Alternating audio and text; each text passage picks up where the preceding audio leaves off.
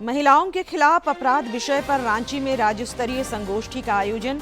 महिलाओं की सुरक्षा और उन्हें मिलने वाली कानूनी सहायता को और प्रभावी बनाने पर जोर। महिला आरक्षण के मुद्दे पर विपक्षी दलों के रुख के खिलाफ भाजपा का रांची में आक्रोश मार्च। हजारों महिलाएं और पार्टी कार्यकर्ता हुए शामिल।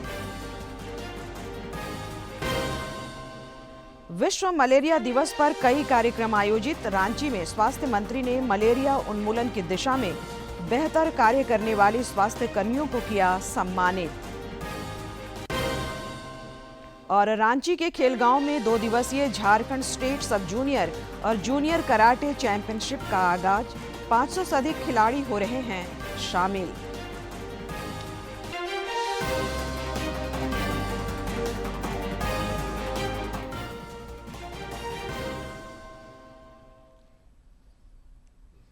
नमस्कार, खबरें झारखंड में आपका स्वागत है। मैं हूं संध्या देमता और अब समाचार विस्तार से। राजधानी रांची में आज भारतीय जनता पार्टी की ओर से महिला आक्रोश मार्च आयोजित किया गया। महिला आरक्षण के मुद्दे पर विपक्षी दलों के रुख के खिलाफ इस विरोध प्रदर्शन में शामिल होने के लिए रांची सहित आसपास के जिलों से हजारों महिलाएं और कार्यकर्ता मुरहबादी मैदान में एकत्र हुए।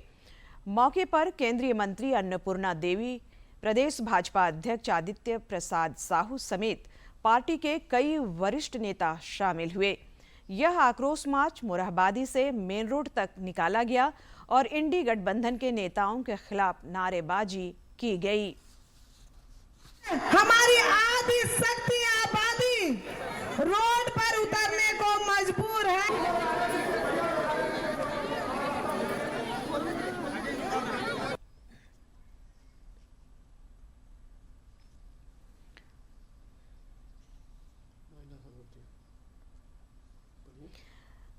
राजधानी रांची के जुडिशियल एकेडमी में आज महिलाओं के खिलाफ अपराध विषय पर 1 दिवसीय राज्य स्तरीय संगोष्ठी का आयोजन किया गया।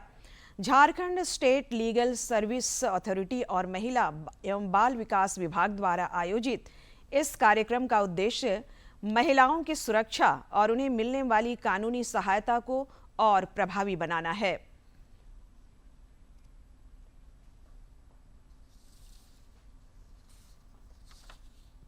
रांची की ओर से 5 लाख की क्षतिपूर्ति धनराशि दी जा रही है, जिन्होंने एक ट्रैजिक इंसिडेंट में अपने बेटे को खोया है। और ये डालसा की ओर से एक छोटा सा प्रयास है।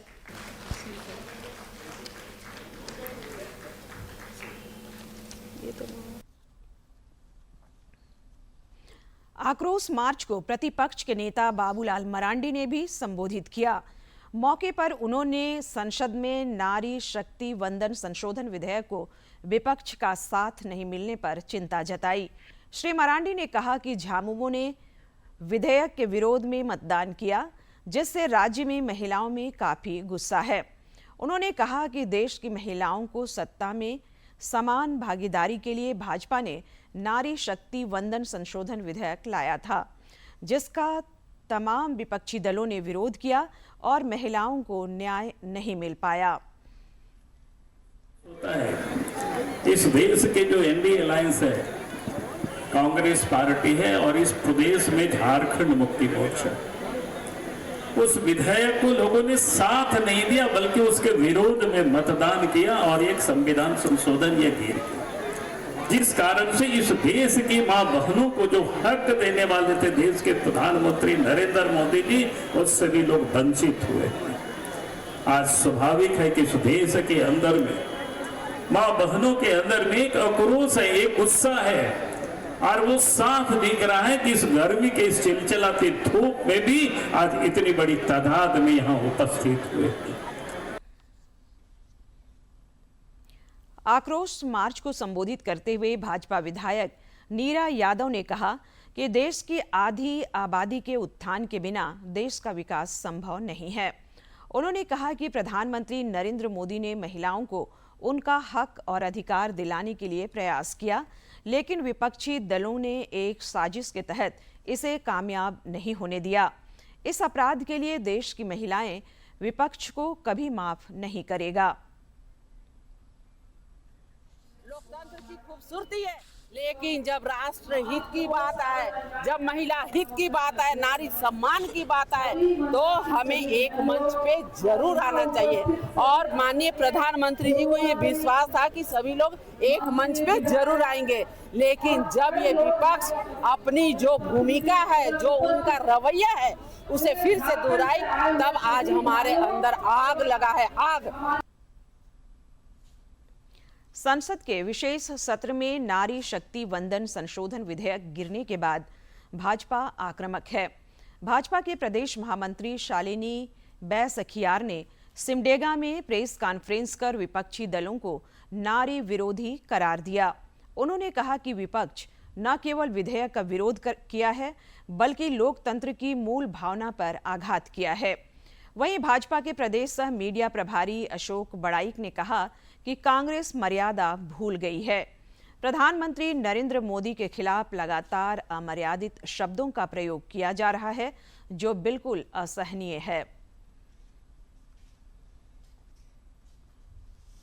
उन्होंने न केवल महत्वपूर्ण विधेयकों को विरोध किया, बल्कि इस देश की महिलाओं के साथ विश्वासघात करने का काम किया है। प्रधानमंत्री श्री नरेंद्र मोदी जी ने बहुत स्पष्ट शब्दों में कहा है कि महिलाओं को नीति निर्माण में भागीदारी देना कोई उपकार नहीं है, बल्कि उनका यह संवैधानिक और स्वाभाविक अधिकार है। लेकिन विपक्षी दलों ने इस अधिकार को फिर से टालने की कोशिश की है। यह केवल एक विधेयक का विरोध नहीं था, बल्कि लोकतंत्र की मूल भावना पर यह एक आघात करने जैसा विषय है। भारत के महापंजीयक और जनगणना आयुक्त कार्यालय के अनुसार जनगणना 2027 के लिए देश भर में टोल फ्री नंबर 1855 सक्रिय हो गया है।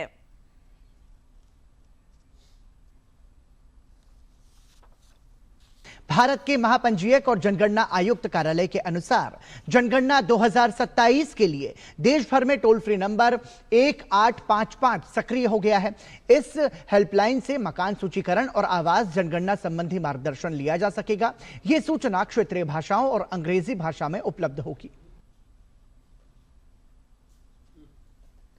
केंद्रीय मंत्री अन्नपूर्णा देवी ने कोडरमा के पीएम श्री +2 उच्च विद्यालय डुमरडीहा में विद्यार्थियों से संवाद किया। जल पखवाड़ा 2026 के तहत आयोजित इस कार्यक्रम में उन्होंने छात्राओं से सीधा संवाद किया और जल संरक्षण के महत्व पर जोर दिया। इस दौरान उन्होंने पीएम श्री विद्यालय योजना के महत्व पर भी प्रकाश डाला।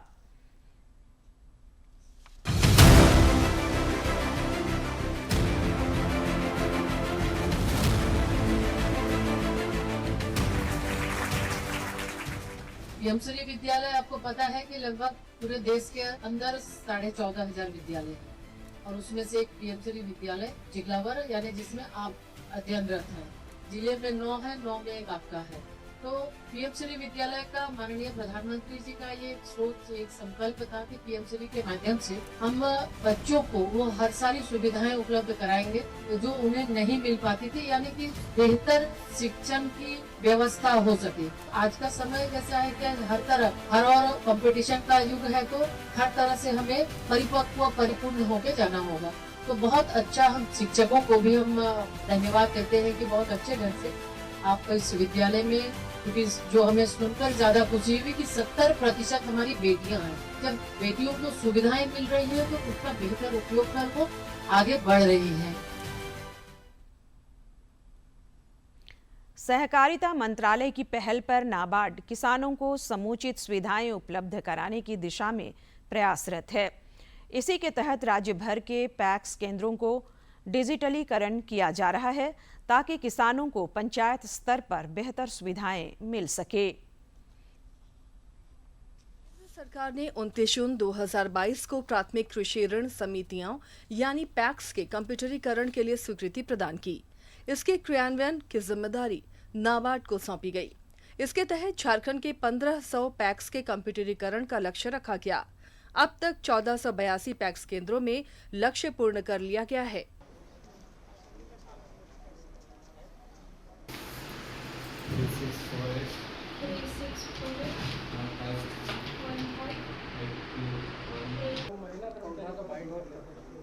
झारखंड के 1482 पैक्स ने डिजिटल कम्युनिकेशन टूल के माध्यम से अभिलेखों के डिजिटलाइजेशन संबंधी गतिविधियां पूरी कर ली हैं। वहीं 1476 पैक्स ERP प्लेटफॉर्म पर ऑनबोर्ड हो चुकी हैं। रांची के नामकुम पैक्स केंद्र के मुख्य कार्यपालक नीरज कुमार ने बताया कि कंप्यूटरीकरण और डिजिटलाइजेशन से काम आसान हो गया है। पहले क्या था, हमारा सारा चीज़ जो है कागज़ पे था, सारा रजिस्टर पे हम लोग करते थे काम। अभी क्या हुआ, नाबार्ड के सहयोग से जो है, नाबार्ड और इंटेलेक्ट टीम के सहयोग से, भारत सरकार, राज्य सरकार के सारे लोग के सहयोग से अभी हम लोग का सिस्टमेट कंप्यूटराइजेशन हो गया है। और कंप्यूटराइज होने पे लोगों को विश्वास भी जगा है। और एक जो है पार्स जो दिखना चाहिए उसमें, जो सिस्टमेटिक में जो गलती होता था, गलती होने की संभावना पूरी तरह से ख़त्म हो गया है। पूरी तरह पारदर्शी रूप से जो है काम अभी हम लोग भी कर रहे हैं, पहले भी करते थे। और पब्लिक की नज़र में भी, पब्लिक भी पारदर्शी रूप से जो काम हो रहा है वो देख रही है, उनको भी अच्छा लग रहा है। वर्ष 1977 में स्थापित नामकुम MPCS ने कंप्यूटरीकरण के माध्यम से अपनी सेवाओं का विस्तार किया है। नीरज कुमार ने बताया कि अपैक्स के माध्यम से किसान क्रेडिट कार्ड, उर्वरक एवं बीज वितरण, CSC सेवाएं और माइक्रो ATM के माध्यम से विभिन्न सुविधाएं प्रदान की जा रही हैं। बैंकिंग सेक्टर में अभी हम लोग सेविंग अकाउंट दे रहे हैं, सेविंग अकाउंट खाता खोलते हैं। गृहलक्ष्मी खाता अधिकतर महिला लोग का खाता है, वो चल रहा है। RD खाता जो कि एक निश्चित राशि हर महीना जमा होता है, वो RD खाता भी मेरे यहाँ लगभग 300-400 लोग का खाता है जो RD खाता है। फिक्स डिपॉजिट का भी काम जैसे अन्य बैंक करते हैं उस तरह हम लोग भी फिक्स डिपॉजिट करते हैं। और मासिक आय योजना जिसमें इंटरेस्ट हर महीना खाता में उनका सेविंग अकाउंट ट्रांसफर हो जाता है, वो अकाउंट भी चला रहे हैं। 5 तरह के अकाउंट। कंप्यूटरीकरण के पश्चात रिकॉर्ड प्रबंधन सुव्यवस्थित हुआ है, सिस्टम आधारित ऑडिट संभव हुए हैं और रियल टाइम रिपोर्टिंग में अधिकारियों को सदस्यों से संवाद और व्यवसाय विस्तार पर अधिक ध्यान देने का अवसर मिला है। इससे उत्पादकता और पारदर्शिता में सुधार हुआ है। रांची से सहयोगी विकास कुमार के साथ प्रणय प्रबोध की रिपोर्ट। पलामू जिले के रेहला थाना क्षेत्र के कधवन गांव में आज सुबह एक हाईवा ने स्कूली बच्चों को बस में बैठा रहे खलासी को रौंद दिया। इस घटना में स्कूली बच्चे बाल बाल बच गए। मृतक की पहचान रेहला निवासी नूर मोहम्मद के रूप में हुई है। जानकारी के अनुसार कधवन गांव में 2 स्कूल बस लगी हुई थी। एक बस में नूर मोहम्मद बच्चों को बैठा रहे थे।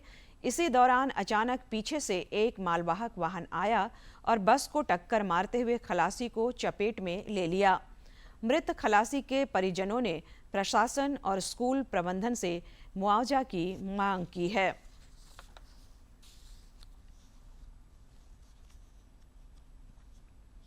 विश्व मलेरिया दिवस पर राजधानी रांची समेत राज्य भर में कई कार्यक्रमों का आयोजन किया गया। रांची के नामकुम स्थित IPH सभागार में विश्व मलेरिया दिवस पर विशेष सम्मान समारोह का आयोजन किया गया। मौके पर स्वास्थ्य मंत्री डॉक्टर इरफान अंसारी ने मलेरिया उन्मूलन की दिशा में राज्य में बेहतरीन कार्य करने वाले उत्कृष्ट स्वास्थ्य कर्मियों को सम्मानित किया। प्रसिद्ध रेत कलाकार सुदर्शन पटनायक ने विश्व मलेरिया दिवस पर एक विशेष रेत कलाकृति बनाकर लोगों का ध्यान इस गंभीर बीमारी की ओर आकर्षित किया है। इस अवसर पर प्रसिद्ध रेत कलाकार सुदर्शन पटनायक ने एक विशेष रेत कलाकृति बनाकर लोगों का ध्यान इस गंभीर बीमारी की ओर आकर्षित किया है। समुद्र तट पर बनाई गई इस कलाकृति में मलेरिया से बचाव, जागरूकता और स्वच्छता का संदेश दिया गया है। सुदर्शन पटनायक ने अपनी कला के माध्यम से यह दर्शाने की कोशिश की है कि यदि समय रहते सावधानी बरती जाए तो मलेरिया जैसी जानलेवा बीमारी को रोका जा सकता है। उन्होंने अपनी रचना के जरिए मलेरिया मुक्त विश्व का संदेश दिया और लोगों से अपील की है कि वो मच्छरों से बचाव के उपाय अपनाएं, साफ सफाई का विशेष ध्यान रखें और आसपास पानी जमा न होने दें। गढ़वा का बूढ़ा पहाड़ एक समय ऐसा इलाका था जहां खौफ ही पहचान था, जहां लोग खुद भूखे रहकर नक्सलियों को खाना खिलाते थे, जहां सरकार के कदम भी पहुंचने से डरते थे। लेकिन अब वही इलाका बदल रहा है। 3 दशकों के बाद नक्सल मुक्त हुए इस क्षेत्र में अब विकास की बयार बह रही है और लोग खुलकर सांस ले रहे हैं। गढ़वा जिले के बड़गढ़ प्रखंड की टेहरी पंचायत स्थित बूढ़ा पहाड़ कभी नक्सलियों का गढ़ माना जाता था। यहाँ डर और दहशत का ऐसा माहौल था कि आम लोग अपनी बुनियादी जरूरतों से भी वंचित थे। न सरकार की योजनाएं पहुंचती थी, न ही प्रशासन की मौजूदगी। लेकिन केंद्र सरकार की नक्सल उन्मूलन नीति और सुरक्षा बलों के साहसिक अभियान के बाद यह इलाका अब नक्सल मुक्त हो चुका है। जब से नक्सलवाद समाप्त हुआ है और नियंत्रण में आया है, तब से लोगों के दिनचर्या में काफ़ी वृद्धि हुई है और विकास ने भी यहाँ पर गति पकड़ी है। प्रशासन की भी सामान्य जन तक पहुँच बढ़ी है। सीआरपी भी समय समय पर इस तरह से एक कार्यक्रम चलाती रहती है जिससे लोगों की जीवन में सुधार हो और उनकी मदद की जा सके। अच्छे से हम लोग जो भी रोजगार है कर रहे हैं, इसके लिए सरकार का धन्यवाद है। और सीआरपीएफ अगर अब यहाँ अभी रहते ज़्यादा दिन तक तो हम लोग और सुरक्षित रहते। हालांकि अब कोई डर नहीं है। अब इस क्षेत्र में सरकार की जन कल्याणकारी योजनाएं पहुंच रही हैं। सड़क, शिक्षा और बुनियादी सुविधाओं के साथ प्रशासनिक अधिकारी और जन प्रतिनिधि भी यहां पहुंचने लगे हैं। टेहरी पंचायत की महिला मुखिया बिंको टोप्पो बताती हैं कि पहले जहां लोग लाल आतंक के साए में जीते थे, वहीं अब गांव में विकास की नई कहानी लिखी जा रही है। लोग भयमुक्त होकर अपने बच्चों को शिक्षा दे रहे हैं और बेहतर भविष्य की ओर बढ़ रहे हैं। भय में जिंदगी जीते थे यहाँ के लोग, लेकिन धीरे धीरे जो है कि सरकार के मदद से इस क्षेत्र को नक्सल मुक्त कराया गया। और अभी जो है कि सरकार और प्रशासन जो भी हैं, सरकारी अधिकारियों का आना जाना अभी लगातार इधर होते रहा है, जो कि सब बिना डर भय के आ रहे हैं, जा रहे हैं। और हम सभी इधर पब्लिक को हर तरह से सुविधा उपलब्ध करा रहे हैं। मदद करने के लिए जो सुविधाएं हम लोग को मिलनी चाहिए वो सब इधर धीरे धीरे मिलने लगा। अब पेंशन मिललो हमन के असावधान जीव लागत है।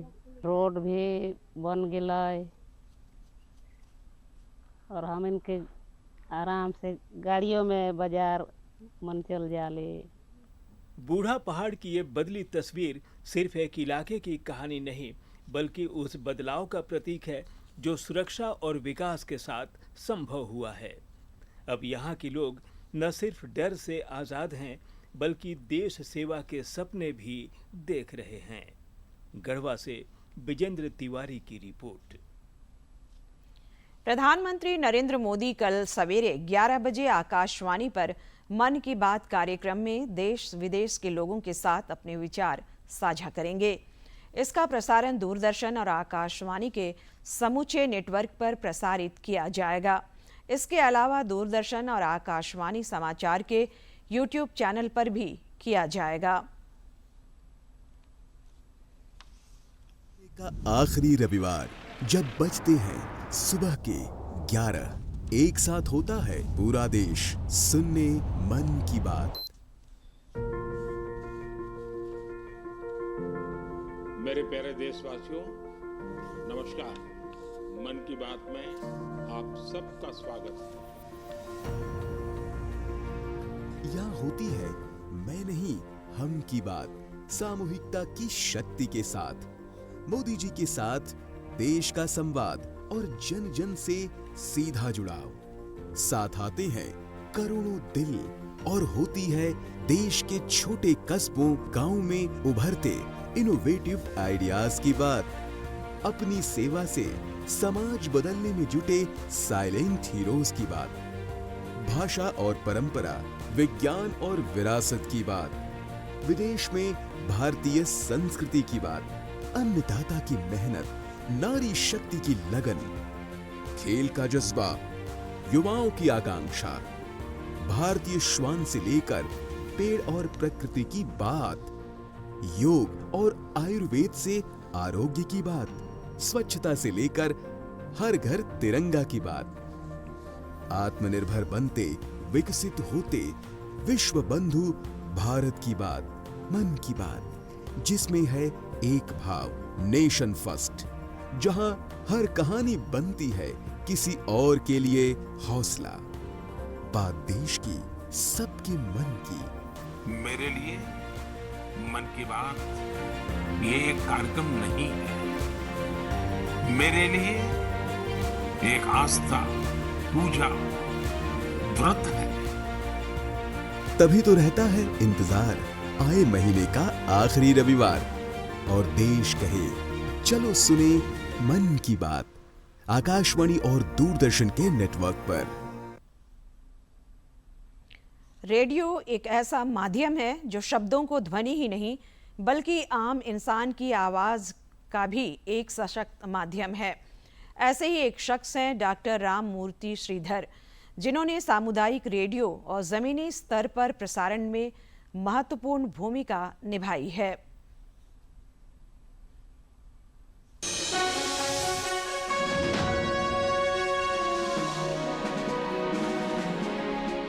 आवाज सिर्फ एक माध्यम नहीं होती, कई बार उन लोगों की पहचान बन जाती है जिनकी बात अक्सर कहीं सुनाई नहीं देती। भारत में जब संचार के साधन सीमित थे और गांव की आवाज दूर तक नहीं पहुंच पाती थी, तब एक व्यक्ति ने मीडिया को सिर्फ प्रसारण नहीं बल्कि जन संचार का सशक्त माध्यम बना दिया। ये कहानी है डॉक्टर राम मूर्ति श्रीधर की, जिन्होंने अपनी पूरी जिंदगी आवाज को समाज से जोड़ने में समर्पित कर दी। रसायन विज्ञान में उच्च शिक्षा प्राप्त करने के बाद डॉक्टर राम मूर्ति ने 1970 में ऑल इंडिया रेडियो से अपने प्रसारण करियर की शुरुआत की, जहां वे देश के पहले विज्ञान संपादक और रिपोर्टर बने। इसके बाद दूरदर्शन में उन्होंने विज्ञान और शिक्षा से जुड़े कार्यक्रमों को एक नई दिशा दी। And I had a maternal uncle who was blind and orthopedically handicapped. We used to be मेरे एक मामा थे जो शारीरिक रूप से अक्षम थे, तो हम उनके लिए किताबें और अखबार पढ़ा करते थे। उन्होंने मेरे अंदर पत्रकारिता का आत्मविश्वास जगाया। फिर धीरे धीरे उन्होंने मुझे स्वदेश मित्र नाम के एक अखबार से मिलवाया। वहां मुझे विज्ञान पर लिखने का मौका मिला। उसके बाद जब मैंने पीएचडी पूरी की तो मुझे ऑल इंडिया रेडियो में काम करने का मौका मिला, जहां मैंने पहले विज्ञान रिपोर्टर के रूप में कार्य किया। All India Radio network in 1976। Doctor Ram Murthy Sridhar ने उस समय कई ऐसे प्रयोग किए जो उस समय अपने आप में अनोखे थे। गांव-गांव में विज्ञान सभाओं का आयोजन, जहां वैज्ञानिक सीधे लोगों से संवाद करते थे, और नैरो कास्टिंग जैसी पहल, जिसने खास समुदायों के लिए कार्यक्रमों को अधिक प्रभावी बनाया। उनका उद्देश्य स्पष्ट था, मीडिया सिर्फ जानकारी देने का माध्यम नहीं, बल्कि लोगों को जोड़ने और सशक्त बनाने का जरिया होना चाहिए। डॉक्टर राम मूर्ति का सबसे बड़ा योगदान सामुदायिक रेडियो के क्षेत्र में रहा। उन्होंने भारत में सामुदायिक रेडियो की नीतियों और दिशा निर्देशों को आकार देने में महत्वपूर्ण भूमिका निभाई और 2004 में अन्ना विश्वविद्यालय चेन्नई से देश का पहला सामुदायिक रेडियो स्टेशन अन्ना एफएम शुरू किया। एक ऐसा मंच जहां आवाज लोगों के द्वारा और लोगों के लिए थी। सामुदायिक रेडियो और जमीनी स्तर पर प्रसारण में उनके अतुलनीय योगदान के लिए डॉक्टर राम मूर्ति श्रीधर को पद्मश्री के सम्मान के लिए बहुत बहुत बधाई। महिला एवं बाल विकास मंत्रालय ने जंक फूड पर एडवाइजरी जारी की है। इस परामर्श में कहा गया है कि जंक फूड से बीमारियां बढ़ रही हैं, इसलिए इनसे बचने की आवश्यकता है। परामर्श में मौसमी फलों को खाने और विभिन्न रंगीन सब्जियों को भोजन की थाली में शामिल करने का सुझाव दिया गया है। बाल विकास मंत्रालय ने जंक फूड को लेकर अहम एडवाइजरी जारी की है। मंत्रालय ने आगाह किया है कि आज की व्यस्त दिनचर्या में बढ़ती जंक और पैक्ड फूड की आदत सेहत के लिए गंभीर खतरा बन रही है, क्योंकि इनमें तेल, नमक और चीनी की मात्रा बहुत ज्यादा होती है, जबकि जरूरी पोषक तत्व बेहद कम होते हैं। मंत्रालय के अनुसार एक स्वस्थ जो वयस्क है उसके लिए रोजाना 5 ग्राम नमक, 20 से 25 ग्राम चीनी, 25 से 30 ग्राम तेल पर्याप्त है। एडवाइजरी में जंक फूड की जगह ताजे फल, सूखे मेवे, भुने चने, मूंगफली और घर में बने जो पेय पदार्थ हैं उन्हें अपनाने की सलाह दी गई। साथ ही बेहतर स्वास्थ्य के लिए मौसमी फल, सब्जियों और रंग बिरंगी थाली को रोजमर्रा के भोजन में शामिल करने पर जोर दिया गया है। तो सरकार की तरफ से ये है फूड एडवाइजरी।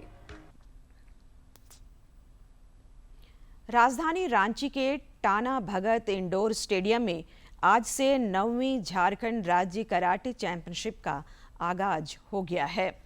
2 दिनों तक चलने वाली इस प्रतियोगिता में राज्य भर से 550 खिलाड़ी अपना दमखम दिखा रहे हैं।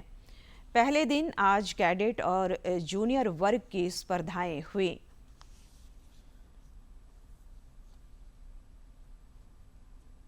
जमशेदपुर के जेआरडी टाटा स्पोर्ट्स कॉम्प्लेक्स में 11 से 31 मई तक बच्चों के लिए समर कैंप का आयोजन किया जाएगा, जिसमें 19 खेलों को शामिल किया जाएगा। यह जानकारी टाटा स्टील के वाइस प्रेसिडेंट डीबी सुंदरा रामम ने दी है।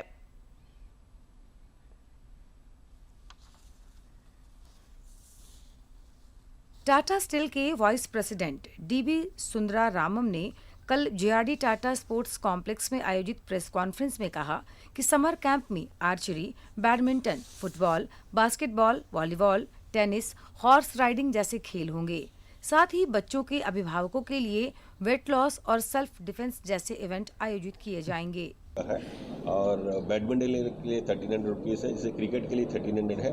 सब उसी रेंज में है। जैसे हॉर्स राइडिंग है, हॉर्स राइडिंग ऑल्सो इसे कॉस्टली वन, इसलिए वो 2500 का है। बाकी सब 500 से लेके 800, 1300 इसी तरह का है। जेआरडी टाटा स्पोर्ट्स कॉम्प्लेक्स के खेलकूद प्रमुख मुकुल चौधरी ने कहा कि पिछले वर्ष समर कैंप में 3000 बच्चों ने भाग लिया था। कैंप में भाग लेने के लिए बच्चों को रजिस्ट्रेशन कराना होगा, जबकि अभिभावकों को रजिस्ट्रेशन कराने की जरूरत नहीं है। ये अच्छी बात है कि सब लोग ऑर्गेनाइज कर रहे हैं, उसमें हम भी अपना इस बात से कोशिश करेंगे कि ज़्यादा से ज़्यादा लोगों को इसमें पार्टिसिपेट कराएंगे। जेआरडी टाटा स्पोर्ट्स कॉम्प्लेक्स में आयोजित होने वाले समर कैंप की तैयारी शुरू कर दी गई है। जमशेदपुर से राजेश कुमार लालदास की रिपोर्ट। अंत में मुख्य समाचार एक बार फिर।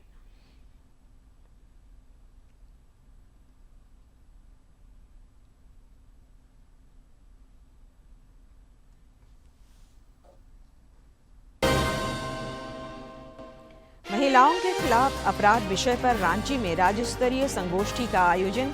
महिलाओं की सुरक्षा और उन्हें मिलने वाली कानूनी सहायता को और प्रभावी बनाने पर जोर।